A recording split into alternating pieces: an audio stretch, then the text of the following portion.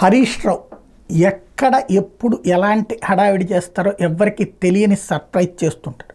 కౌశిక్ రెడ్డి మొన్న ఇది తెలంగాణ రాష్ట్ర సమితి మీద హరీష్ రావు మీద ఫోన్ ట్యాపింగ్ కేసు పెట్టారు.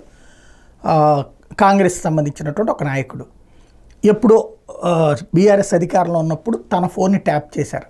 దానికి రివర్స్ గేమ్లో భాగంగా తన ఫోన్ని ఇప్పుడు ముఖ్యమంత్రి తర్వాత డీజీపీ వీళ్ళందరూ కలిసి హ్యాక్ చేస్తున్నారు.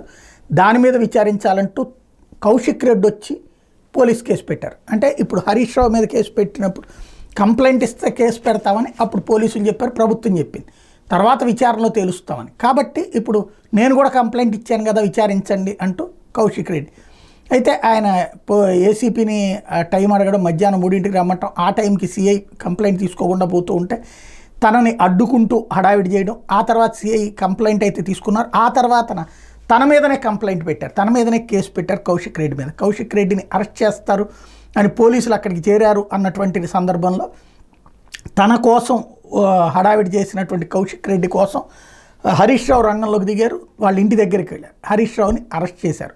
ఓవరాల్గా ఫోన్ ట్యాపింగ్ అన్నటువంటి దాంతో రాజకీయం చేయడానికి కాంగ్రెస్ ప్రభుత్వం ప్రయత్నిస్తే దాన్ని తిప్పికొట్టేందుకు బీఆర్ఎస్ వేసినటువంటి ఎత్తుగడ సక్సెస్ అయిందనాలా, లేకపోతే నువ్వా నేనా అన్నటువంటి పరిస్థితుల్లో ఉందనుకోవాలా?